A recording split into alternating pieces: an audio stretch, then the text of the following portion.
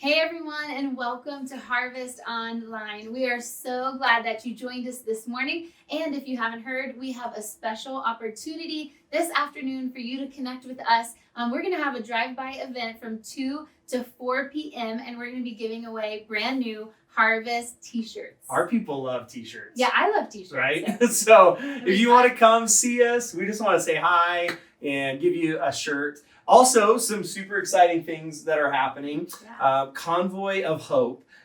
So many of you know what already happened a week ago, but since then, some things have transpired. So first of all, we got another truck, and we were able to work with one of our missions partners. And tomorrow morning, we're taking that truck, an entire truckload of supplies, down to the Navajo Reservation to distribute there. Super excited about that. But here's the other news that not very many people know yet. We have another truck that's coming this week. And so this Saturday, we're going to have another Convoy of Hope right here in our parking lot. I feel here like it's in you Albuquerque. get a truck, and you get a truck, and you get a truck. I hope Albuquerque feels that way. Right. I hope they feel so overwhelmed by all of the love. So I just am super excited about all that we're able to do in this season. We're also excited today because we have a new set that we're recording in. It's beautiful, right? Ashley and Anita and you and Annette kind of put it together. Mostly Ashley and Anita. Yes, absolutely. Huge props. And what that enabled us to do was, for the first time since this whole thing, we're filming with a small live audience, right? In fact, how did it feel? Was it awesome? Oh, it felt so good. It felt so good. And we have them here with us right now. Yay! Harvest, we love you. Thank you for tuning in today. We're going to continue talking about the new normal and priorities. Good morning, everyone. I'm so excited that you're here with us this morning, and I hope that you are ready to just worship. If you are, I just want to encourage you to stand up or sit down or just get comfortable wherever you are, and let's just give praise to the one who fights our battles. Amen.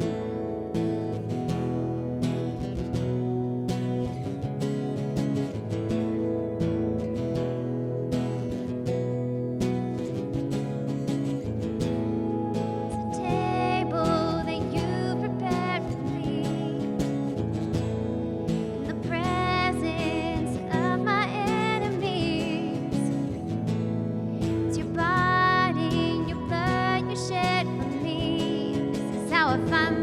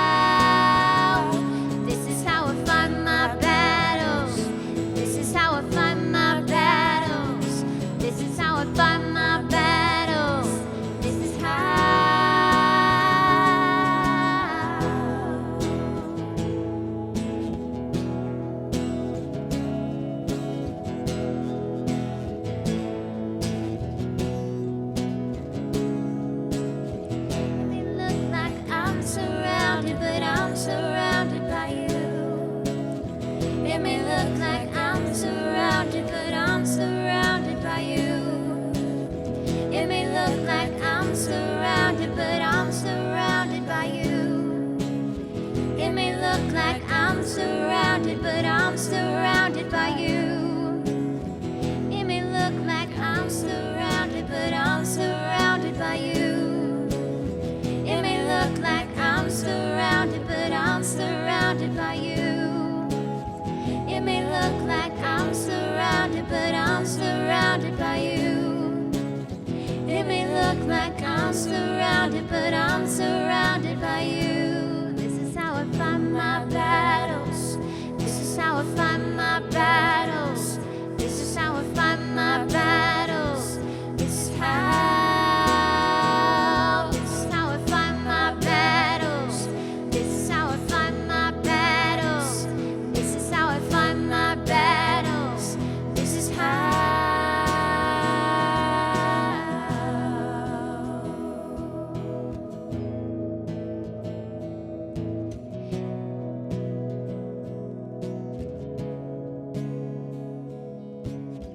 It may look like I'm surrounded, but I'm surrounded by you. It may look like I'm surrounded, but I'm surrounded by you. It may look like I'm surrounded, but I'm surrounded by you.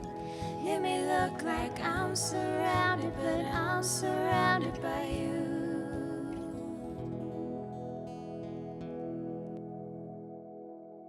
Well, happy Sunday, Harvest. We are so glad that you chose to spend your Sunday morning with us online. If you're a part of the Harvest family, let me encourage you to like this service, to comment in the comments with us, to have a conversation. We love talking to you, but especially hit that share button and share it with your friends. Write something encouraging and invite them into this experience as well, because we love making new friends. And if you are new to Harvest, you're new to church, you're new to the whole church experience, especially in this season, we want to connect with you. We want to encourage you to start this conversation with us. You can do that by going to harvestabq.org/connect. And this week, somebody will reach out to you, but we'll also come and bring you a gift, because we love you. We love gift giving, and we love making new friends. We did that this past week. Pastor Jason has already talked about it. You're going to hear more about it. We love making new friends and being generous with those friends. And so we get to have the best, most generous church in the world. And we love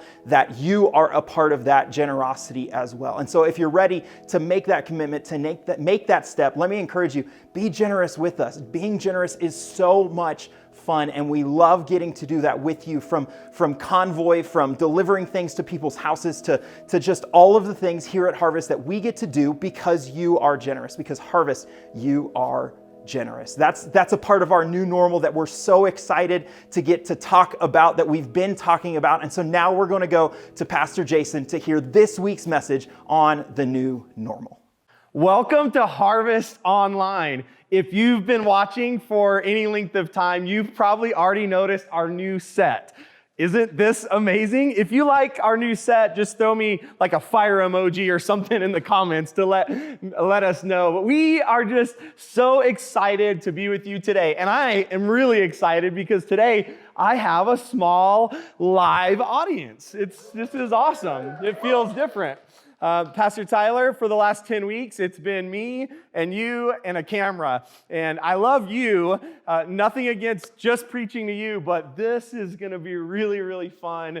I love having our team here. By the way, since you're all here and our friends are watching, I just want to brag. You guys, this team, Harvest team, you've been amazing during this pandemic. I have just been amazed at how quickly you pivoted and how flexible you've been, how passionate you've been in this season. And I'm so proud of all of you. And Harvest family, we really miss you. Am I right, team?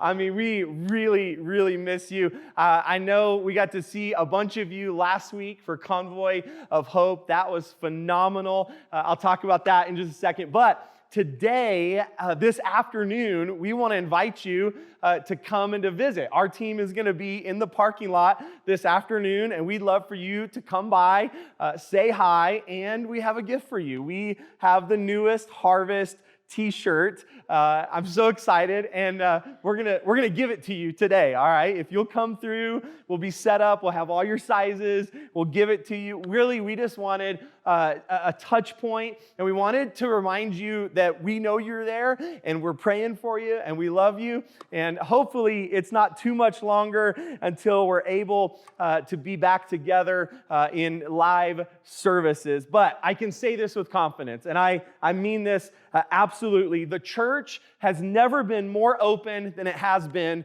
in the last couple of months. I am so proud of Harvest, of our response in this crisis. I have a spreadsheet because there's so much we've been able to do. It's been hard to keep up with. And so I've been keeping track of all of the things, all the Friday dinners and the debt payoff and all of the things. And then, of course, this weekend was Convoy. You know, we served 627 cars. But, you know, we have a thing we say everyone matters. And while the big number matters, we believe there are individuals represented in each one of those cars, each one of those families. They have stories. They have things that are going on. Those individuals matter. And so we were interviewing on the way in, asking each car, how many people are in your family? We were keeping track. 2,853 people were impacted this last weekend through Convoy and Harvest. I'm just so proud of you. By the way, stay tuned because there's more opportunities to serve. I can't quite tell you yet, but there's some big stuff in the works. We're going to get to continue to love our city. New normal. That's what we've been talking about, the new normal. This season, this is not the new normal. Anyone thankful for that? This is the in-between, right? This is the disruption that's giving us the opportunity to create a new normal. So our prayer for you and your family is that you would take advantage of this disruption to create some new and hopefully better patterns for your future. This crisis has caused all of us to question a lot of things. I mean, maybe everything. Everything has been kind of put on the table. We've been weighing out, what's important and why are we doing things and how are we doing things. It's caused us to think really closely about our finances. It's caused us to think about our work. That's what we talked about last Sunday. It's caused us to think about our family dynamic. And for sure, one of the things I think it's caused probably every family in America to think about is our priorities.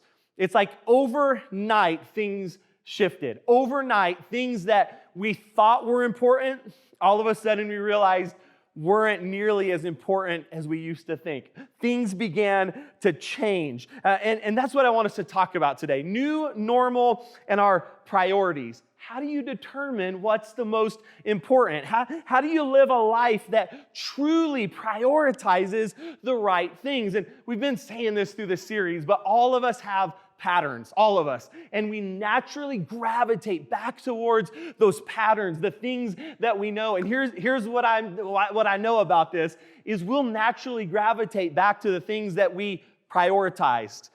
And so this is a chance for us. We get to weigh things out and determine what really matters. We're going to spend some time today in the book of Hebrews. Hebrews chapter 12 is written about a time in the world where the world is shaken, but it's also talking about a time in the future where the world is going to be shaken even more. Doesn't that sound kind of like what's happening in our world today? And Hebrews chapter 12, verse 27 says this. This is such a picture of current society. It says, this means that all of creation will be shaken and removed so that only unshakable things will remain. It says it's going to be shaken, and in the end, only the unshakable things will remain. I think this is a picture of what's happening in our world today. Without doubt, what we've learned is this: our world is shakeable.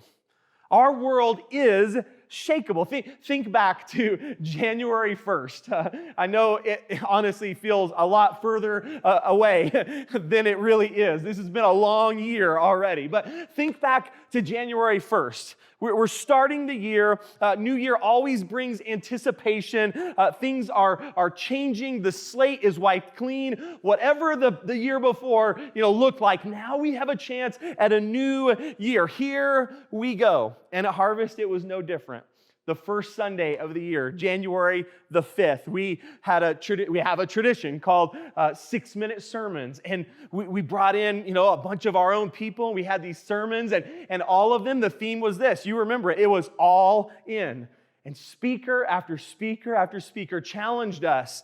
We're going to go all in this year. They helped us to understand what it looks like to go all in. And then our theme verse for the year. I hope all of you at home remember it. I know our team does, but our theme verse, Mark chapter 12, verse 30, you can say it with me if you like, says this: love the Lord your God with all your heart and all your soul and all your mind and all your strength.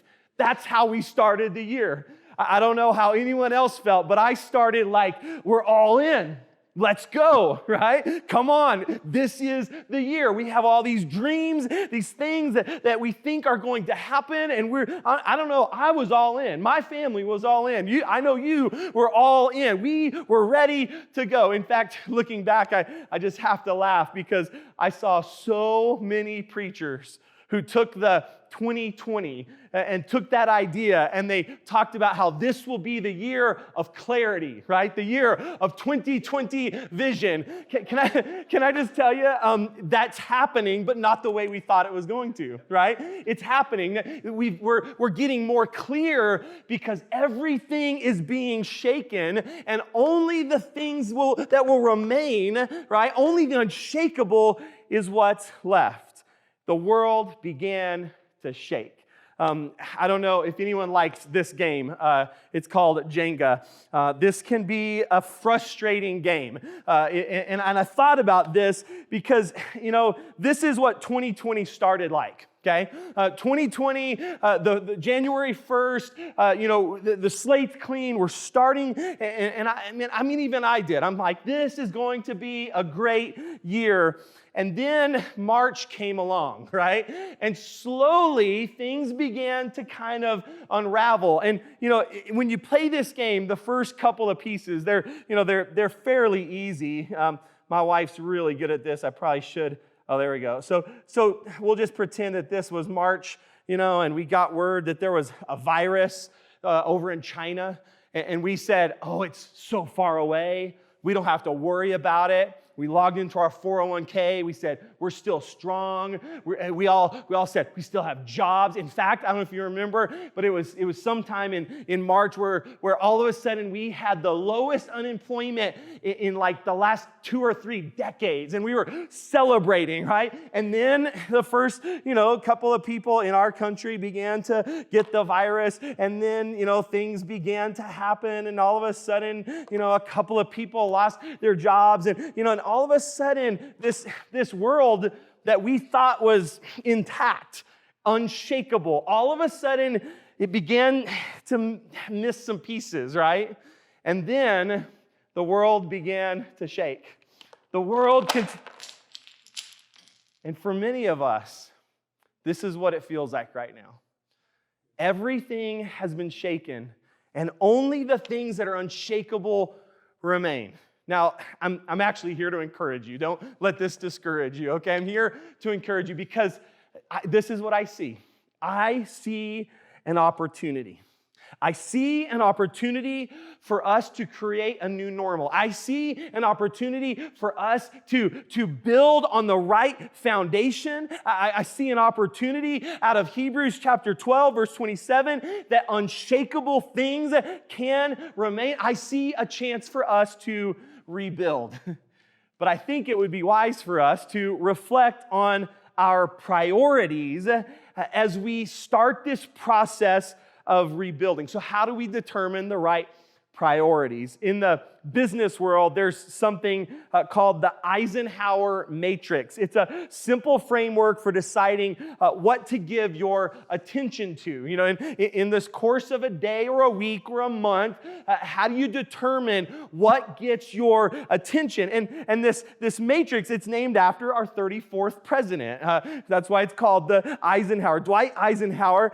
Here, listen to this quote from him. He said, "Who can define for us with accuracy the difference between the long and the short term, especially whenever our affairs seem to be in crisis? We're almost compelled to give our first attention to the urgent present rather than the important future." That's what's happening, is there's an urgency today because of the crisis, and it's caused us to question our priorities. In a different speech, Eisenhower quoted an unnamed university president, and he said this. He said, "I have two kinds of problems, the urgent and the important. The urgent are not important, and the important are almost never urgent." So out of these ideas, Eisenhower created this matrix. Think of it today, we're talking about priorities. Think of it as a priority filter, okay? And I'll just show it to you today. We're gonna look at this. The priority filter, there's two axes, okay, if you will. There's the importance axis and the urgent axis, okay? So this side will be importance, all right? And then this will be urgent, all right? So there's two, and then what we're going to do, so these are axis, and then we're going to divide it into quadrants, okay? So this is going to help us as we determine how do we prioritize? What gets our attention? What gets our energy, okay? And so the first one is this, and it's weird to think there's parts of our lives that fit in this quadrant, but down here you have the things that are not important, but they're also not urgent, okay? Not important, but also not urgent. As the crisis began to unfold in America, we began to hear terms like this: essential jobs and non-essential jobs, right? By the way, if you had a non-essential job, if it was termed non-essential, don't let that get too much in your heart, okay? It doesn't mean you're not essential. It means someone, up the governmental ladder determined that the job wasn't, right? But I thought of that as we're thinking about the not important and the not urgent. What do we do with those things? I think in this crisis, it's caused us to ask some questions, okay? Maybe you've asked this. Maybe you've asked, as you've kind of assessed the things in your home, because you've been stuck there a lot more than normal. You've asked, why did I buy that, right? Something that pre-crisis looked really important, right? Like, oh, I just have to have this thing, this item. And now you've been stuck with the item for 2.5 months, and you're like, I don't even know why I bought that.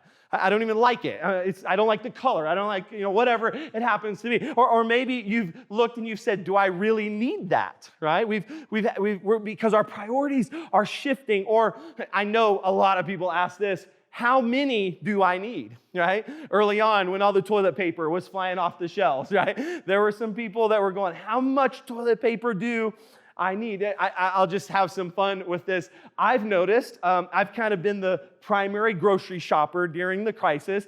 And so I've noticed there are some things that people don't buy during crisis. Okay, I just have noticed as I'm walking along through the store, going the right direction of the arrows, I've noticed some things. Here's some things people don't buy in crisis. They don't buy unsweet tea. I've just noticed, which makes sense because it's just colored water. I mean, it just doesn't make any sense. But I've noticed the sweet tea's gone, the sodas are gone. Unsweet tea is just all lonely on its shelf, right? I've noticed that during crisis, people don't seem to be interested in buying kale. Because it's kale. That's all I have to say, right? Here's another one. People don't seem to be interested in buying pasta made from chickpeas, okay? that's very specific, okay? And we have a picture, Tyler. You can add it later, okay? Pasta, I don't want to taste pasta with chickpeas. So even in a crisis, right? There's food shortage, there's food insecurity. People are like, no pasta with chickpeas. Right, here's just a couple more. Chocolate hummus. That just sounds disgusting. I mean, chocolate hummus? I mean, I don't like regular hummus. I certainly don't want. And then one last one, I just found this one amusing. And again, I have a picture. All the beef is gone in the meat department. All that's left is pork, all right? All the poor little pigs, man. They're all left alone, right? I'm having some fun with this today, but hopefully what we've discovered is there's some things in our lives that aren't nearly as important as we thought.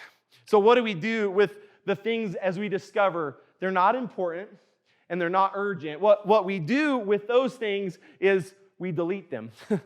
We got to find a way to get rid of the things in our lives that are unimportant. I'm convinced that we spend too much time living for things that are unimportant. Now, I'm not talking about pasta with chickpeas anymore, right? I'm not talking about chocolate hummus. I'm talking about the activities of our lives, how we spend our time, right? How we utilize our energy and our resources and our giftings. I'm convinced that we spend too much time on the unimportant. Here's the trick of the enemy. I just want to expose the trick of the enemy. It's to convince you that unimportant things are important.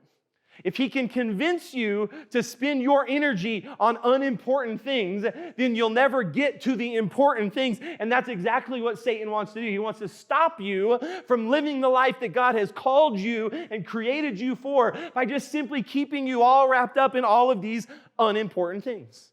I'll go back to Hebrews chapter 12. This is kind of where we started, but I'll go to the beginning of the chapter. You've heard this verse, Hebrews 12:1. Let us strip off every weight that slows us down. What he's saying is, let's throw off the unimportant things, right? Let's throw off the stuff that doesn't matter. If you've ever ran a distance race or hiked a long distance, you know this. You know that you don't want to carry anything with you that you don't have to carry. Why? Because they call it dead weight, right? It's unimportant.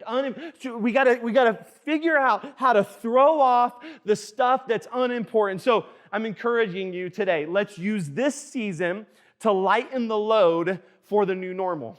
We're trying to create a new normal. So let's lighten the load. Let's assess now, right? Let's go through the backpack of stuff we've been carrying and weigh it out. Is this important? Is this urgent? If it's not, let's figure out a way to leave it there. The second quadrant is the urgent, the important, but not urgent, okay? The important, so we're coming up the important axis, but we're still not urgent, okay? Important, but not urgent. Just an observation. It seems to me that during the crisis that things have slowed down, right?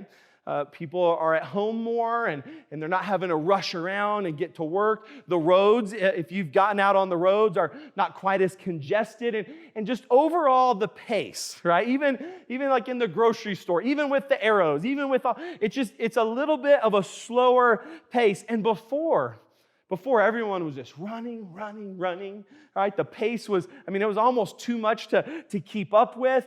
And I think what we've realized is that maybe everything's not as urgent as we used to think it was. Maybe things that we perceived to be urgent really weren't that urgent. Maybe we were creating a crisis in our own minds, right? I love this verse in Matthew chapter 11, verse 28 through 30, and I really love it in the Message translation. The language is just beautiful. It starts out like this. It says, "Are you tired, worn out, burned out on religion?" I think that's the question to all of us pre-pandemic, right? We're running, we're hard, we're going for it. And Jesus says, are you tired? Are you worn out? And he says this is the offer from Jesus. Come to me. Get away with me and you'll recover your life. I'll show you how to take a real rest. Walk with me. Work with me. Watch how I do it. And I love this line. Learn the unforced rhythms of grace. Learn the the rhythms of the kingdom. He says, I won't lay anything heavy or ill-fitting on you. Keep company with me, and you'll learn to live freely and lightly. I just love this idea that God has a different rhythm than the rest of us. Confession of a pastor is it's so easy for me to get into the rhythm of the culture around us. It's so easy for me to buy into the stuff that the world says is high importance. I just get on that rat wheel, and can I just tell you today, I'll say it to myself, you can get off the rat wheel, right? Have you ever watched them, in the pet store? I mean, they're stuck, and I watch them, and I think, come on, little, gerbil or hamster or rat, or like, get off the wheel, right? And you see the fear in their eyes, like what's going to happen if I stop? And I just want to say to them, you're just going to get off the wheel. There's nothing else is going to happen, right? I'd love to say that to our friends watching at home today. You can get off the rat wheel, the important, but not the urgent, okay? How do we deal with these? These things can be scheduled, okay? They can be scheduled. We can lower that urgency, right? We don't buy into the rhythm of the world, and we say, yeah, that's important, so I'm going to plan, right? I'm going to schedule. I'm going to make sure, because it is important, I'm going to plan for it. The next quadrant is the urgent but not important. Okay, so we're going this way now. All right, so it's urgent, but it's not important. Urgent but not important. Last Sunday, we talked about work, and we talked about discovering our purpose. I just want to go back there for just a moment. I made this statement because I think this helps us with the urgent things that are not important. My dream for you is that you would do what you do best, to do what you love the most, to create results that matter the most. What I really want is for you to find your sweet spot, right? To find that sweet spot where you're really doing the things that matter the most, and anything else you're finding a way to just get rid of it, right? You're finding a way to delegate it. You're shoveling it off to someone else because every one of you have a sweet spot. That's where I want us to live. And here's the trick of the enemy is the enemy just wants to keep you busy. We live in a society where there's an illusion that if you're busy, you're important.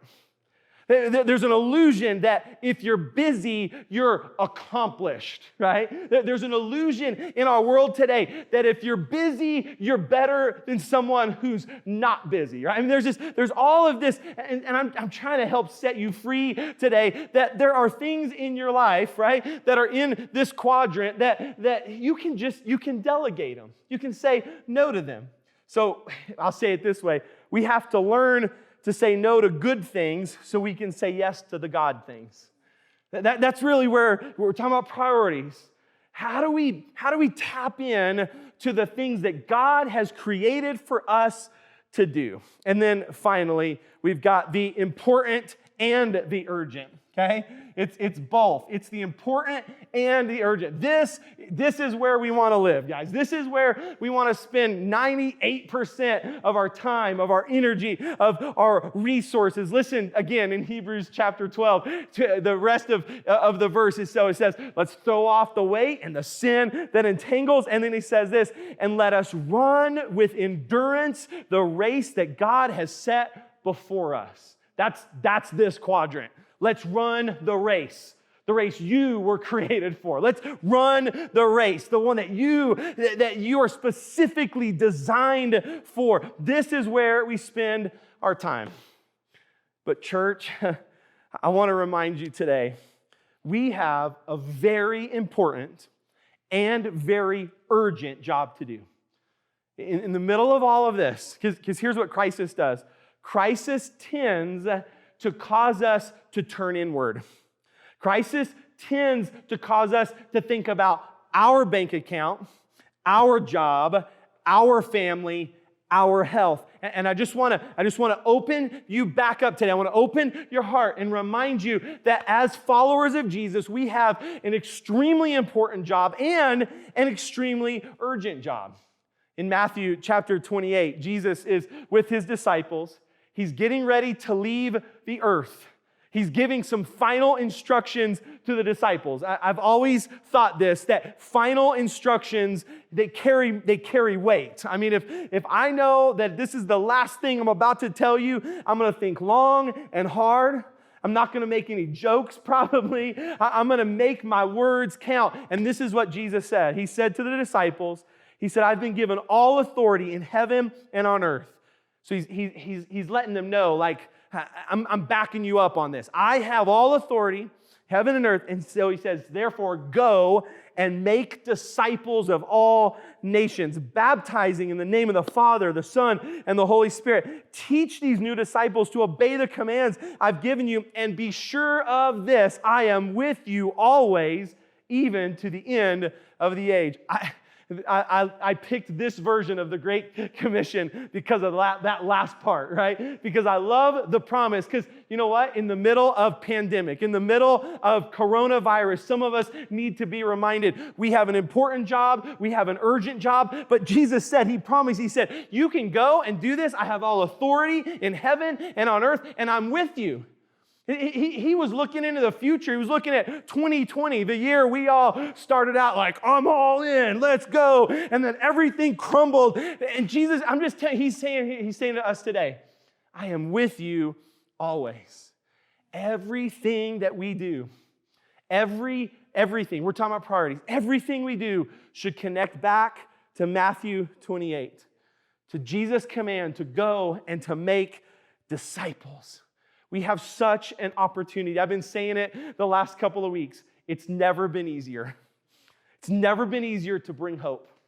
It's never been easier to show love. It's never been easier to be a witness for Jesus. I'm just telling you, it's never been easier. And we cannot forget that that's what we are called to do. In the middle of crisis, we can stand in confidence because of our relationship with Jesus. Because of that relationship, we have something in us that is unshakable.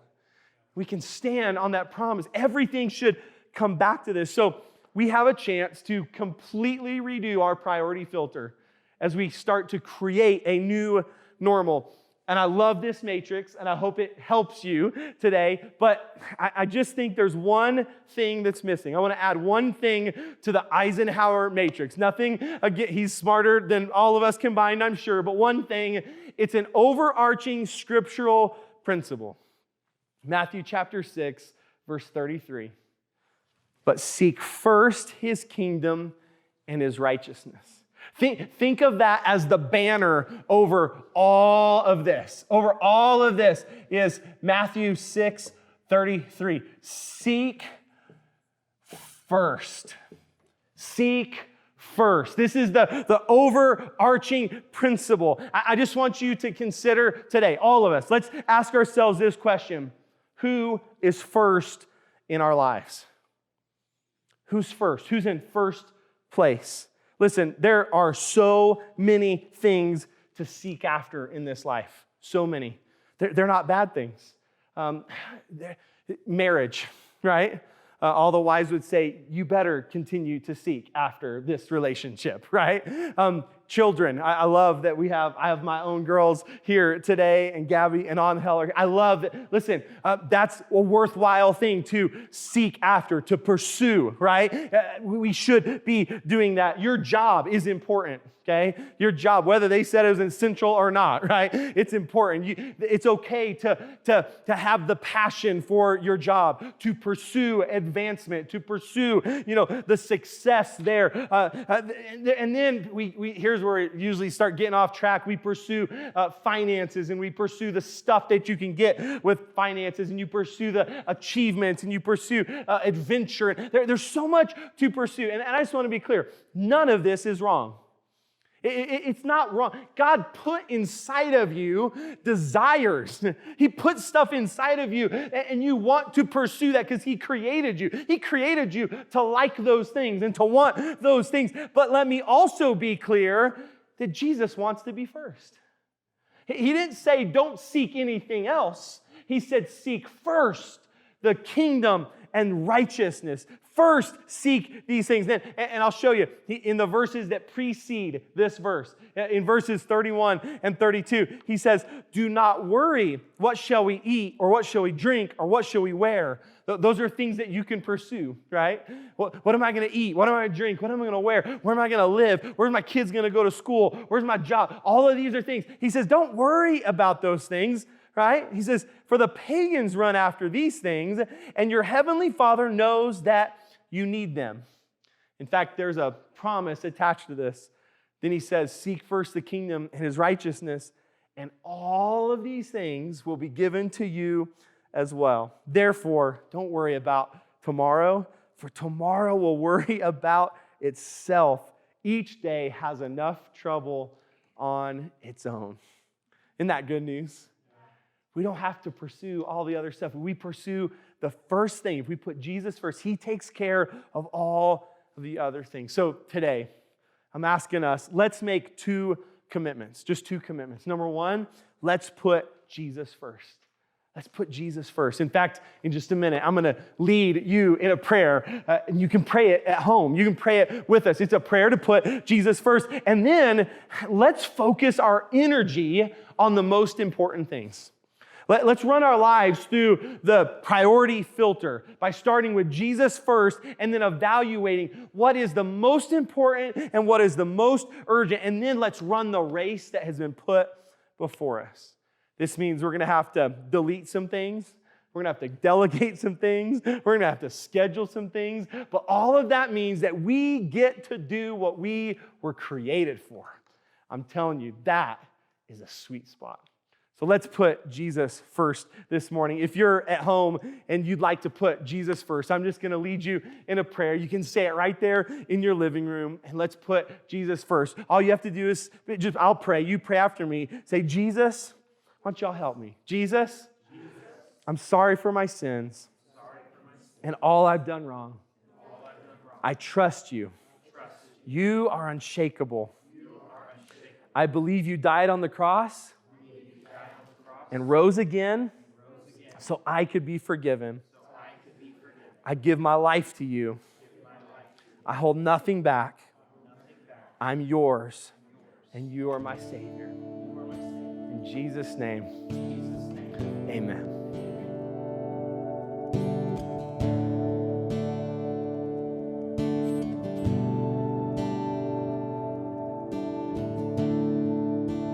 Worthy of every song we could ever sing, worthy of all the praise we could ever bring, worthy of every breath we could ever breathe. We live for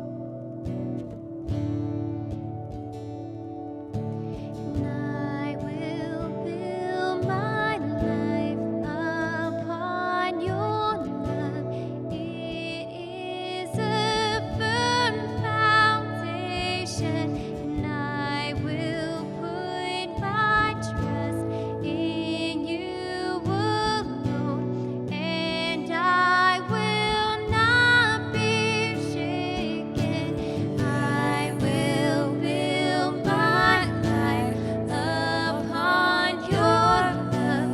It is a firm foundation, and I will put my trust in you alone, and I will not be shaken.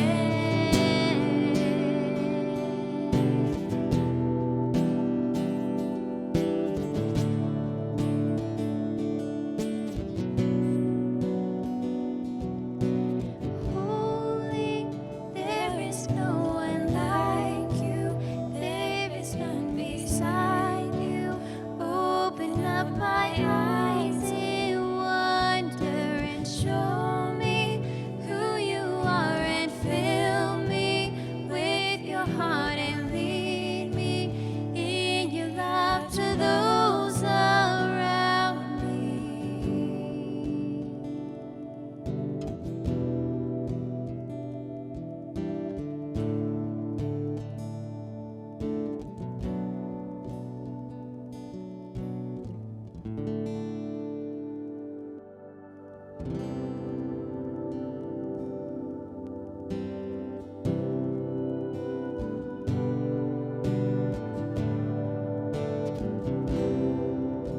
The atmosphere is changing now,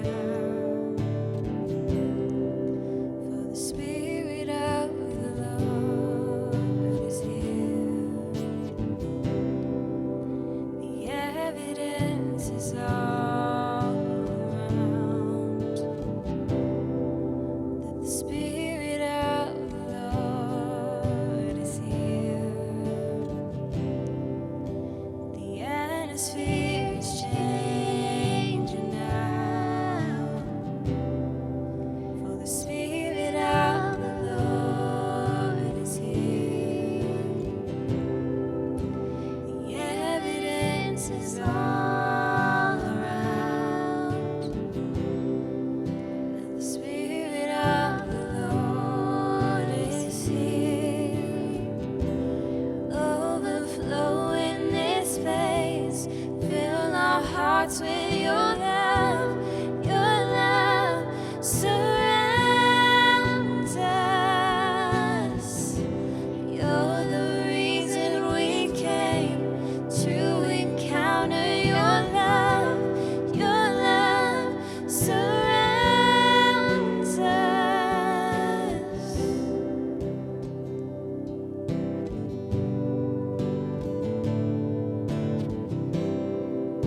The atmosphere is changing now,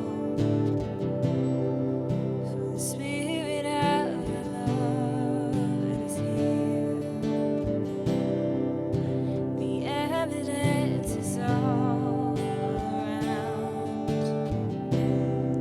that the Spirit of the Lord is here. Overflow in this place. Fill our hearts with your love. Your love surrounds us. You're the reason we came to encounter your love. Your love surrounds us.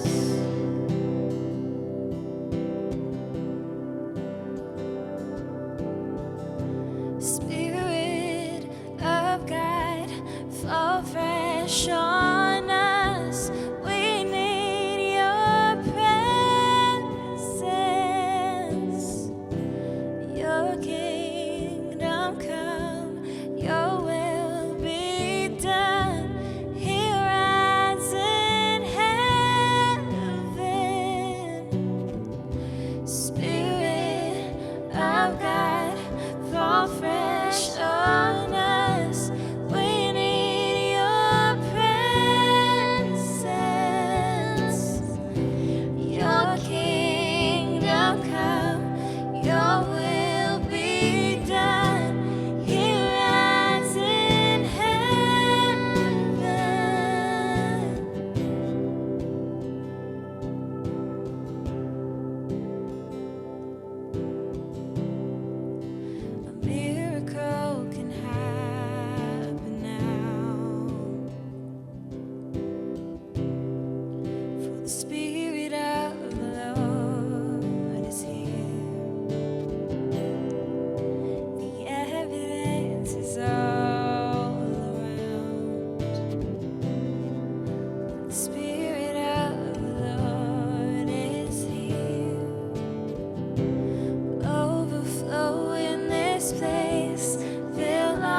hearts with your love. Your love surrounds us. You're the reason we came to encounter your love. Your love surrounds us. Overflow in this place. Fill our hearts with your love. Your love surrounds us. You're the reason we came to encounter your love. Your love surrounds us.